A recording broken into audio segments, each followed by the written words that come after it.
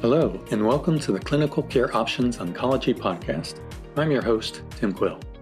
Today's episode features Dr. Brian Durie from the International Myeloma Foundation and Cedars-Sinai Outpatient Cancer Center in Los Angeles, Dr. Thomas Martin from the University of California, San Francisco Medical Center, Dr. Philippe Moreau from the University Hospital Hôtel Dieu, Nantes, France, Dr. Vincent Rajkumar from the Mayo Clinic in Rochester, Minnesota, and Dr. Jesús San-Miguel from the Universidad de Navarra in Pamplona, Spain.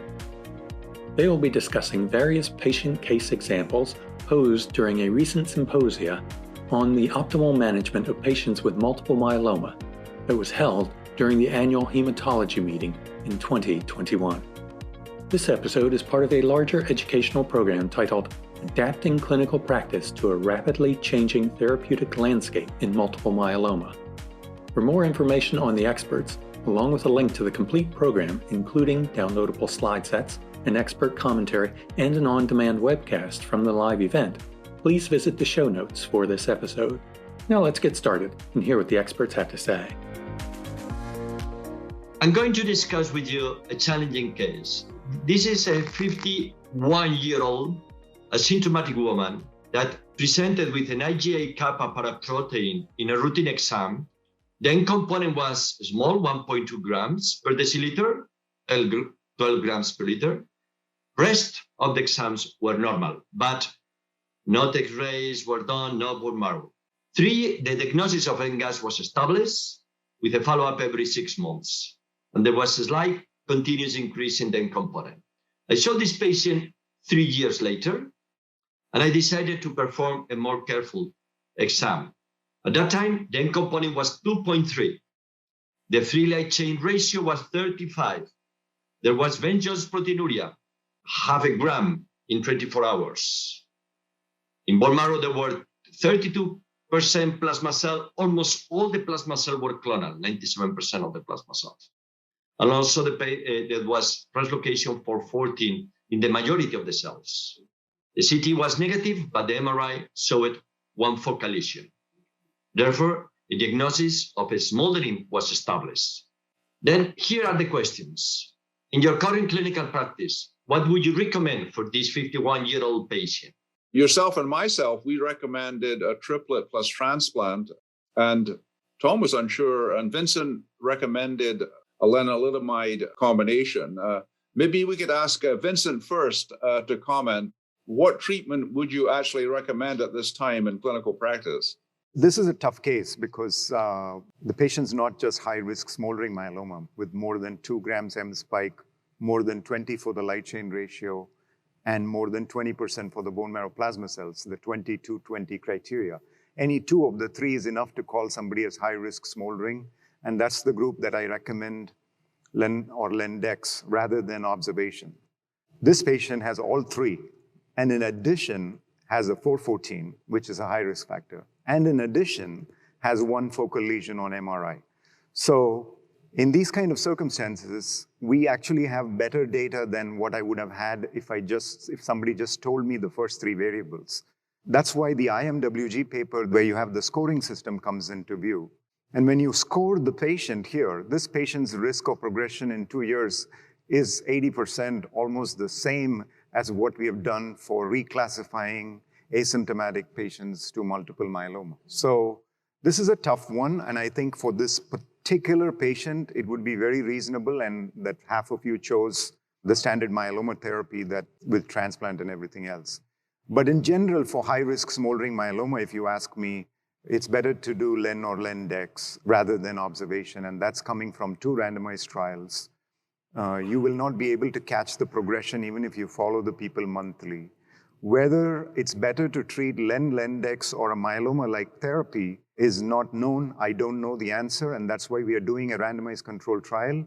It's almost halfway accrued. It's available in the United States, DARA RD versus RD. So if you're really torn, just put the patient on that trial. That would be my choice. Thanks, Vince. So Tom, maybe you can comment. You were unsure. Do you want to explain your uncertainty? This was a very difficult case. And I would say I have 2 issues that this case brings up, and we talk about it actually in our rounds at UCSF all the time, whether to start somebody with high-risk smoldering myeloma or not. One of the issues is we like to see the movie, to continue to see the movie rather than individual snapshots. So this is a person I would follow. I wouldn't really follow 6 months. I would follow closer, maybe every 2 months, every 3 months. But the other issue is that if we start therapy now, the patient never met criteria for IMWG diagnosis of active myeloma. In almost every trial that we have in relapse refractory disease requires that they have the diagnosis of active myeloma at some point during their stay. So I probably would watch them a little bit longer. If I am going to start therapy on these people, I would start therapy with an aggressive regimen, just like everybody said, with triplet or quadruplet induction therapy, transplant, and treat them like they had active multiple myeloma, aggressive multiple myeloma. So, Tom, you do bring up a point. If a patient with smoldering myeloma is treated and then they relapse, what do we call that? Depend. If there is a biochemical relapse, he can continue as in a smoldering. But if they develop CRAB, it's myeloma. Right. So if it's a biochemical relapse, I think one of the points Tom is making is that it might be difficult to fit that patient into a treatment protocol.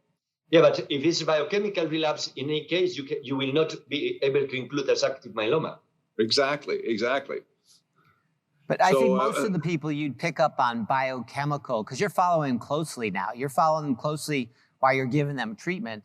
You're going to pick them up biochemically before they're going to hopefully have symptoms, et cetera. So that's my conundrum.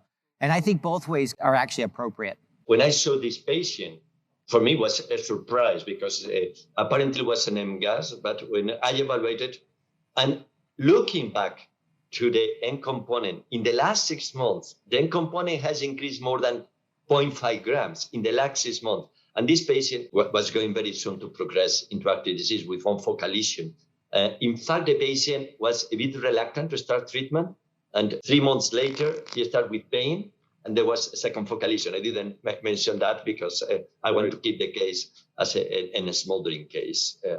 But my personal recommendation is for a doctor that don't want to treat by any reason is at least in this type of patients to do a very close follow-up every 2 months. And if you have an evolving pattern, please don't wait, because you are only favoring a more resistant clone. And I think myeloma is a very aggressive disease, just to wait for that. And another comment that I want to make, totally agree with Vincent.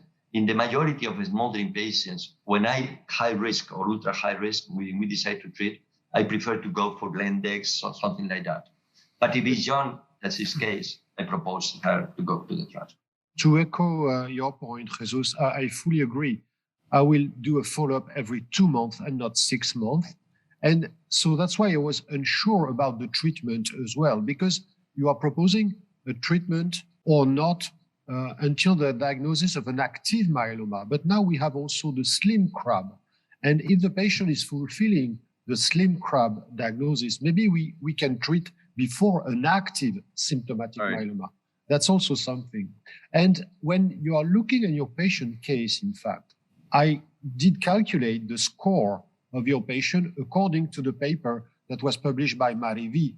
And this specific patient, in fact, had a score of 2 for the free light chain, a score of 3 for the M spike, a score of 3 for the percentage of plasma cells, and a score of 2 as well for FISH, because he had a 414 translocation. That's a score of 2. So overall, the score was 10. And according to your paper and to your classification, when you have a total risk score of 10, your risk of progression at 2 years is 48%. So that's not 80%. That's so that's why I'm still unsure. That's not that simple. So your case was a very difficult one for sure, Jesús.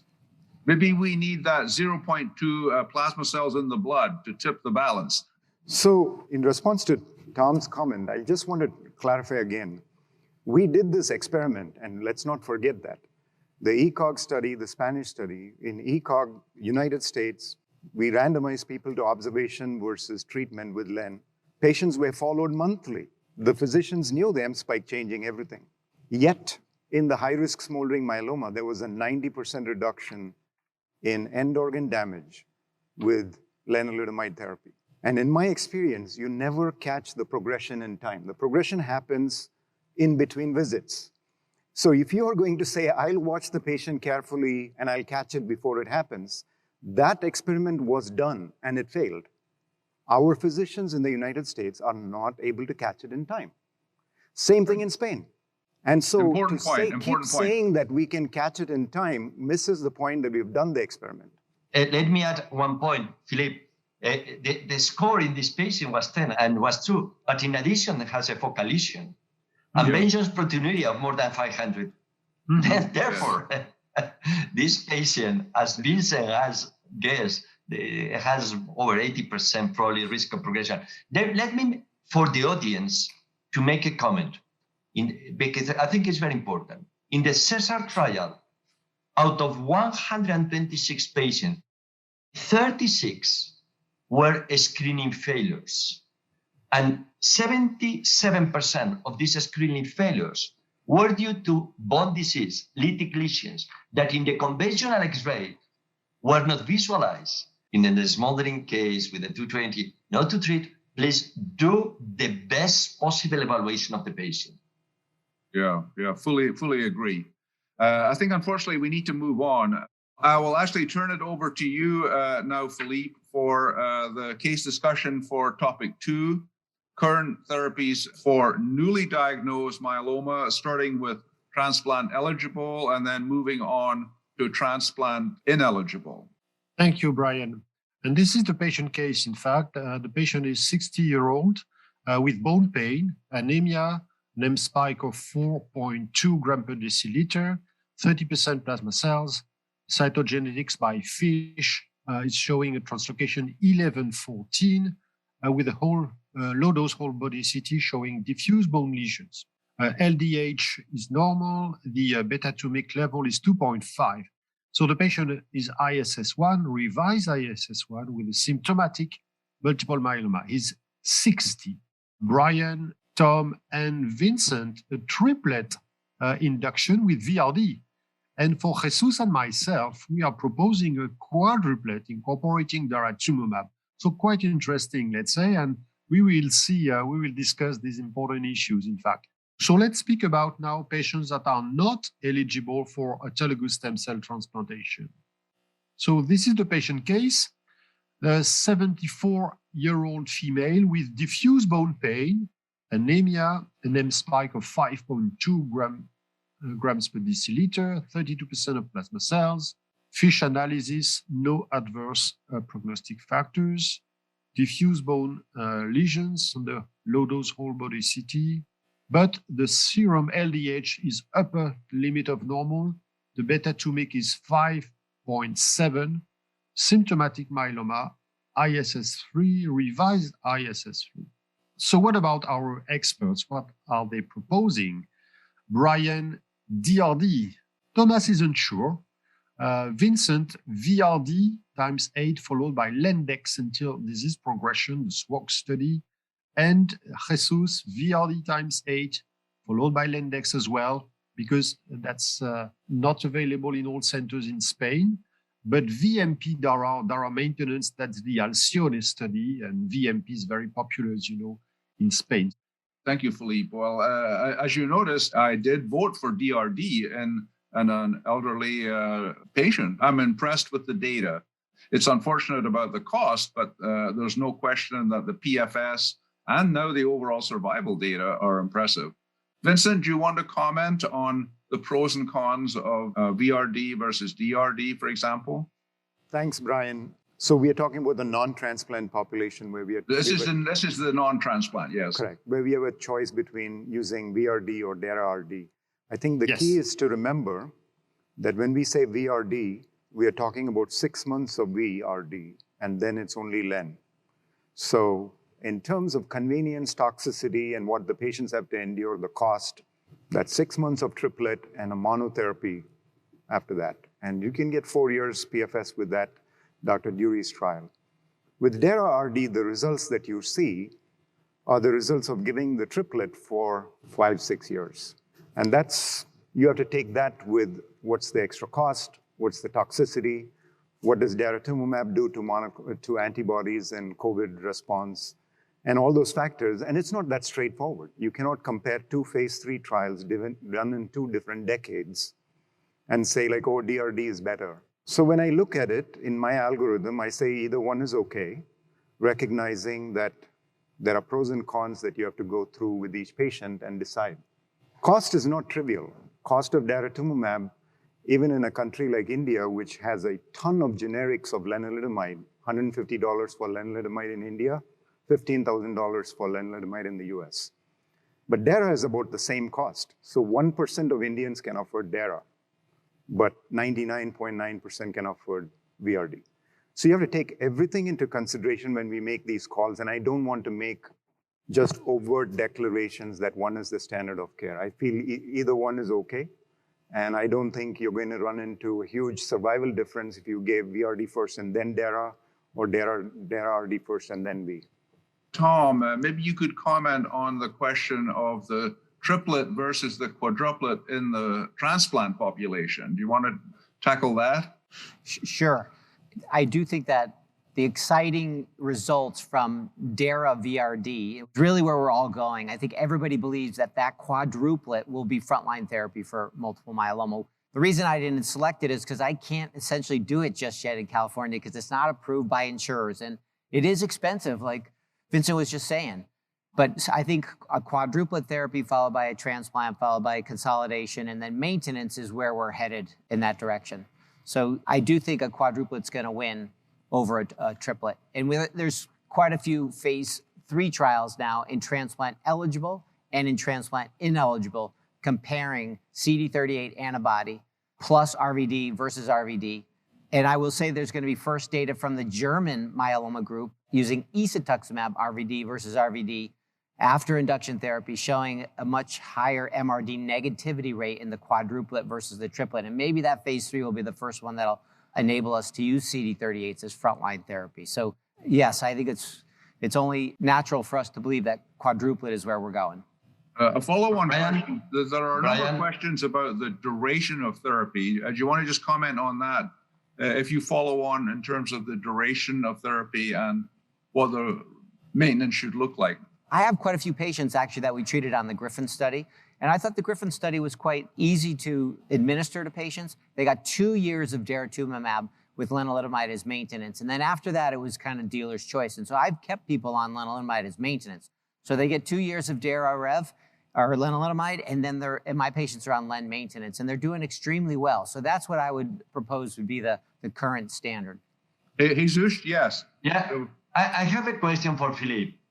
KRD, the data is extremely attractive, the Forte data, but we have the comparison between VRD versus KRD with no difference, although high-risk patients were excluded. Therefore, how do you conciliate the discrepant results? Oh, that's a difficult question, Jesús, but the patient population was not identical. In the study comparing VRD versus KRD in the US, patients were not supposed to receive stem cell transplantation, with many patients that were elderly patients. And that may explain why we have these identical results when comparing VRD and KRD. We don't have any head-to-head comparison of VRD versus KRD yet in transplant-eligible patients with the same number of cycles from 4 to 6 prior to stem cell transplantation. So, and you know that in Europe, we are not mentioning KRD as an option prior to stem cell transplantation because this combination is not approved. So that's why I mentioned the EHA and ESMO guidelines showing that we can use either VRD or VTD DARA yet, and a second option, VCD or VTD. So I'd like us to move on now to our next segment. So Vincent is going to look at the tailoring of management for patients with myeloma in first relapse. And we'll start with a case, a very simple situation that we encounter. 52-year-old patient presents with relapse myeloma, presents with right leg pain. We have a lytic lesion in the femur, PET scan shows increased FDG uptake in the lesion, as well as enhancing lesions in the lumbar spine, both humeri and multiple ribs. He was diagnosed in the past with standard risk myeloma 4 years ago, underwent 4 cycles of VRD followed by transplant, achieved a CR, and has been on len maintenance, 10 milligrams. So symptomatic relapse with actual bony lesions while the patient is on lenalidomide. The current labs show hemoglobin of 11.5, calcium 10.5, creatinine 1.1, M-spike 1.5. Kappa free light chain is 110 milligrams per liter, lambda 10, serum free light chain ratio of 11, bone marrow plasma cells 40%, and deletion 17p present on fish. Okay, clear-cut relapse on len maintenance. What would be your preferred first relapse regimen? And so my algorithm for first relapse is really looking at whether somebody is refractory to lenalidomide or not.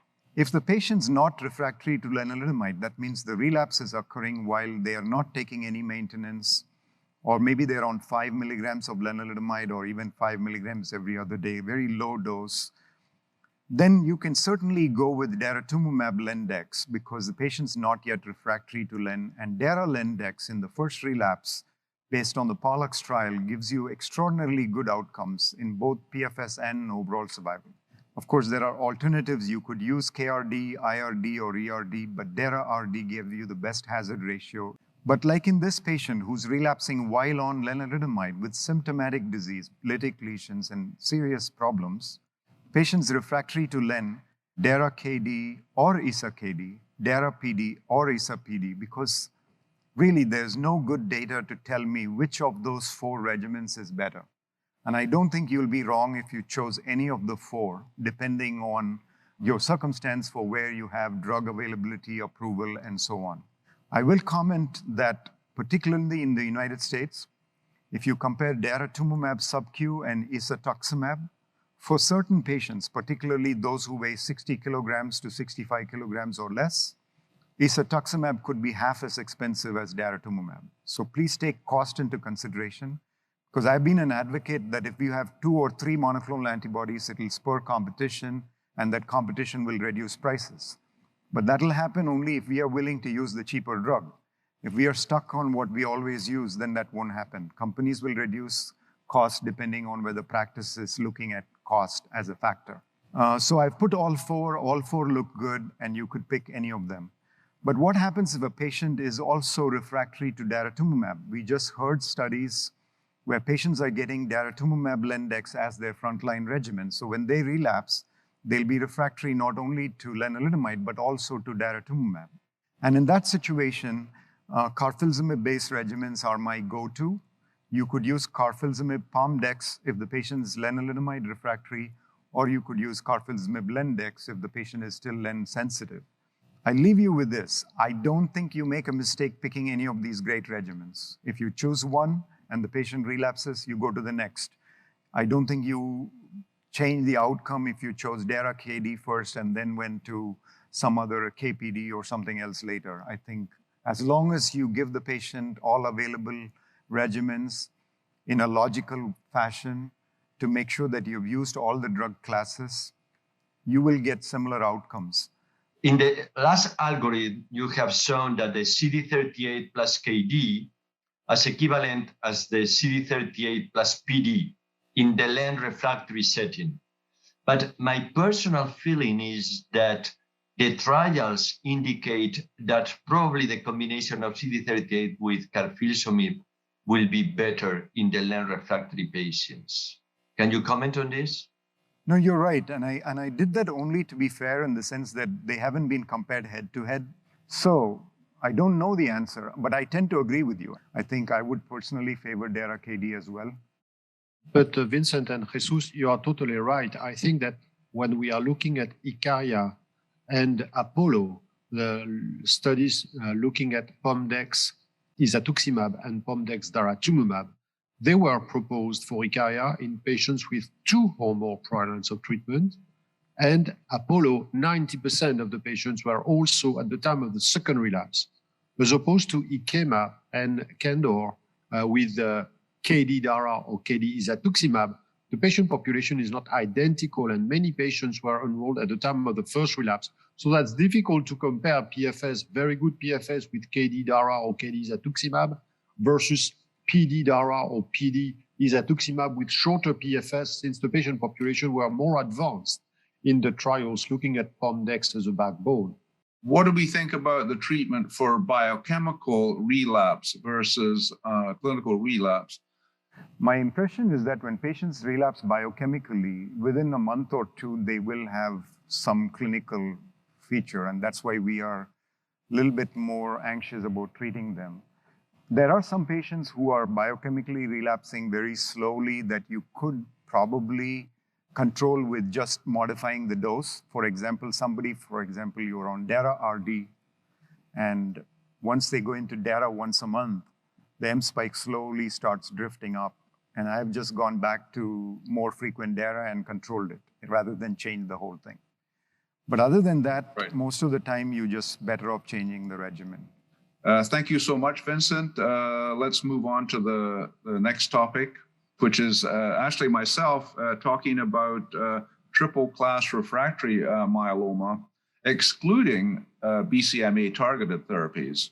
We selected a case here, triple class refractory, a 67-year-old woman who started out with standard risk IgG kappa myeloma with some trisomies, deletion 13, but no bad risk cytogenetics.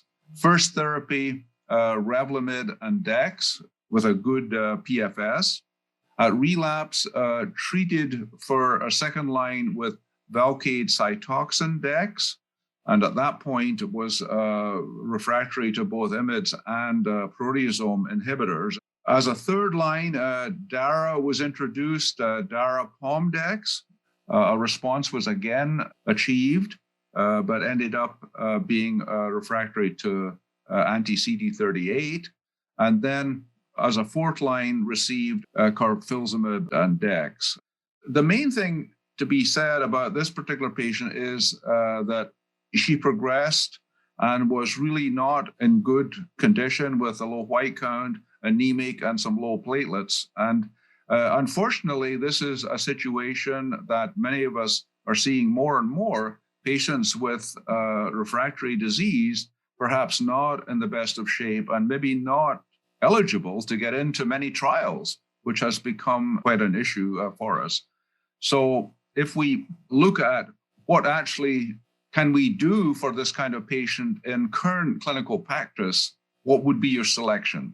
Myself and Tom, we said a cyclophosphamide-based regimen, but I think truthfully, that would be used maybe in an effort to have the patient qualify for a BCMA regimen.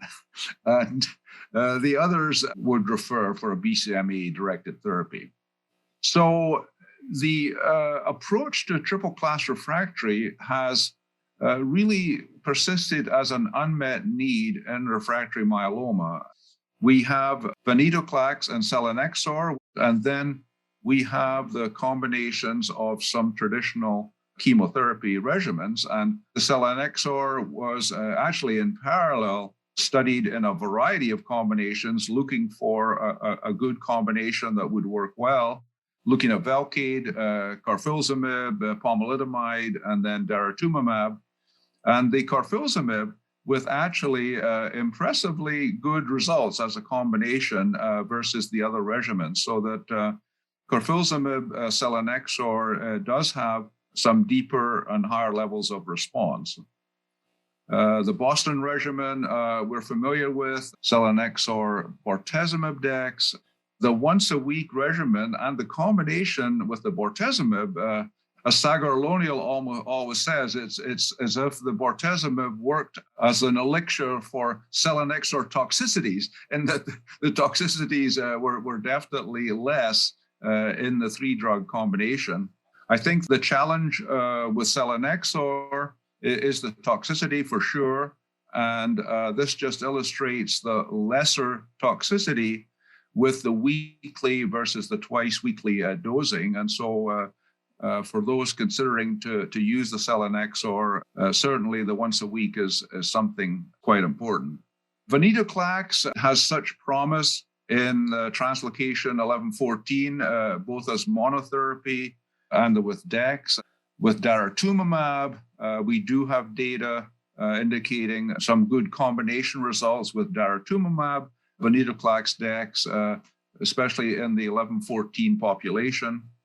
If the patient happens to be 1114 positive, a triplet could be promising. I don't know if any of our panelists would like to comment about the difficulty right now in handling such patients with, commercially available options. Tom, I don't know what's your perspective on this? Yeah, thanks, Brian. So, in this case, this person had rapidly progressive relapse disease, and those patients are very tough to treat. And honestly, it's not universally available, any BCMA therapy at the current time. It's actually difficult to get patients on BCMA-targeted therapies. And so you have to actually, in my mind, take this person to therapy right away. Selinexor and Dex, or PI plus selinexor and Dex, are a great option. But also in somebody that has low counts, you potentially can do cyclophosphamide-based induction therapy. And if you get this person in response, this person is 67, didn't have a transplant, you might consolidate them actually with an autologous transplant and be able to get some significant progression-free survival, and then get them onto a BCMA-targeted therapy as their line after that. Right. And but to very echo, Philippe, yes. Yes, Brian, to echo Thomas' point, I think that's true that we are speaking about triple-class refractory or penta-refractory patients, and they are refractory to PI, IMiDs, and CD38 antibodies, but not all of them are refractory to alkylators. So we have to think again of using alkylators, and cyclophosphamide is definitely a good drug in this setting. And as mentioned by Tom and by Vincent, if we can use high-dose melphalan, that's definitely something that is feasible. I was thinking in the same line. If the patient has not received a transplant, the problem is that after 5 lines of therapy, it will be difficult to collect the stem cells. But since melphalan is not an option, I think we need to reconsider again melphalan. Melphalan is an active drug, more active than cyclophosphamide.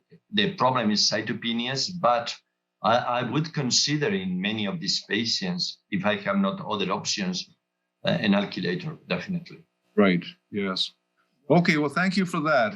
Please welcome Dr. Tom Martin from UCSF, San Francisco, and who's going to talk about the evolving role of BCMA-targeted therapies. Welcome, Tom. Thank you, Brian. And okay, this is a 77-year-old male presented with standard risk IgG kappa myeloma. Beta-2 microglobulin was 3.2, and all other serum markers are relatively normal. Also is a hyperdiploid case, but had 1 Q gain.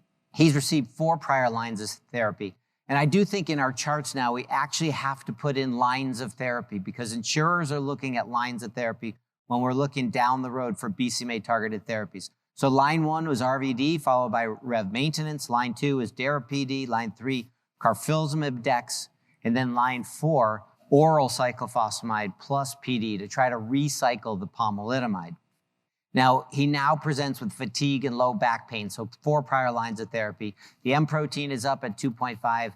Kappa light chain is about 150 milligrams per liter. He potentially has borderline hypercalcemia, and now you're considering therapy for this person. Essentially, all the panelists also say, let's refer for a BCMA-targeted CAR T-cell therapeutic. And I will tell you, like I said before, there is not universal access to these drugs. Based on the toxicity for belantamab mafodotin, the requirement of a REMS program, and a good collaboration with ophthalmology, and with ide-cel, because right now there's limited manufacturing slots. And perhaps there's vector supply issues that limit our ability to use this CAR T-cell therapeutic. Belantamab mafodotin is now approved for use in patients who have refractory and relapse disease after receiving 4 prior lines of therapy. The response rate goes from 60% as a single agent to 32%. The duration of response is 13 months. It's actually quite long. And for me, these data support the use of belantamab as a 5th-line therapy in patients who have triple-class refractory disease, especially if you don't have access to other BCMA-targeted therapies. Now, the problem, obviously, is ocular toxicity. We have 3/4 of the patients having keratopathy by a slit lamp exam. We have half of the patients having actual ocular symptoms. Mostly it's blur vision and dry eyes. And we have 18% of patients that do have some visual change. Now that happens to be reversible. And I do think that the ocular toxicity is manageable. You just have to follow these patients closely. You have to use dose reductions, dose delays, and holding of the dose. You have to be on top of patients while they're receiving belantamab. Well, what about CAR T-cell therapy? The KARMA trial, this was published by Nikhil Munshi in New England Journal of Medicine, led to approval of ide-cel, overall response rate of 450 million cells of over 80%, with a PFS of 12 months. The patients who achieved a CR, a stringent CR, had a longer PFS of over 20 months. In terms of CARs, the overall response rates, single agent, pretty amazing, right? 70 to 98%. There is more CRS, 70 to 90% CRS, mostly grade 1 or 2. There are some grade 3, and there's some neurotoxicity, about 20% to 30% neurotoxicity, mostly grade 1 and 2, but some grade 3s. Okay, let's talk about bispecific T-cell engagers, showing overall response rates at single agents now between 50 and 83%. Amazing overall response rates. The CRS, that's the main toxicity. It actually is seen in about 40 to 70% of patients, but again, mostly grade 1 to 2. And it is much more indolent than CRS when you give somebody a CAR T-cell therapy. And so in terms of bispecifics, I think these have a substantial future. So as of now, belantamab is actually the only easy and accessible BCMA targeted therapy. It's easy for me because I have a collaboration with my ophthalmologist. It is off the shelf. If you can use it, it is a good drug. It's hard to wait for a CAR T-cell therapeutic or a bispecific trial slot on a patient that has active progressive disease. You got to treat these patients. Now, ide-cel is the only BCMA approved CAR, but we're hoping that in this first or second quarter of next year, that cilta-cel will get approved, and hopefully we have better access to CARs. And my final is that bispecifics will eventually command really the largest fraction of the market. I think local docs will be able to give this, and all patients that come to the treatment center, like my center, an academic center, will have prior treatment of a BCMA targeted therapy. Beyond 2022, we're going to have all these available. Again, for fit patients, I would do a BCMA CAR first. In less fit patients, you choose an ADC or a bispecific, depends on what you can do and what you can give. And then if you have another agent down the road, you do another targeted therapy. Okay, well, Tom, I have to say a very, very comprehensive review of very exciting cellular, bispecific, monoclonal antibody therapies. Questions or comments from the panel? Jesus, yes. Tom, I have a patient that is a 58-year-old, and I have the chance for this patient to offer VRD in a clinical trial, VRD or KRD, whatever it is, induction, followed by the CAR T, or to go into the conventional approach. Thank you so much for that question. And I think many people know that I've already bet my whole wine cellar that we are going to do VRD followed by a CAR T-cell, and we are not going to be doing VRD in an autologous transplant 5 years from now. We are going to completely switch to CAR T-cell therapy in my mind. I do think that the responses are deeper, they're more durable, and I think it's much less toxic than autologous stem cell transplant. That's my opinion. Yeah. Okay. Very, very good. Philippe, maybe you can comment on this. How do you see the role of the bispecific versus the CAR T? Do you agree with Tom? We'll be looking at CAR T first, or what do you think? No, I think that Tom really did a good job in showing all the data available. And I agree with him. In fact, CAR T, that's one shot. And we have quite a long treatment-free interval in patients that are very advanced. So I would favor CAR T therapy first, and then subsequently a bispecific antibody with a different target if possible. But Jesús highlighted a very important point. Do we think that bispecific antibodies or CAR T-cell therapy will replace autologous stem cell transplantation in the future? And you know that we need to demonstrate, of course, this efficacy and these combinations. But in Europe, we are going to start a study looking at VRD daratumumab, and in MRD negative patient, we are going to propose bispecific antibodies for these good risk patients. And then the next step will be potentially a randomized study comparing VRD dara stem cell transplantation versus VRD dara bispecific antibody, or VRD dara followed by a CAR T-cell therapy. But this is the way probably where we are going to go in the near future. Yes, and bispecifics are obviously a lot easier to manage in this kind of a randomized trial setting. So, Jesús, what do you think? I think in a patient like the one that I proposed, I will collect stem cells, but I will go for a CAR T upfront. Okay. But I will keep the stem cells for a backup.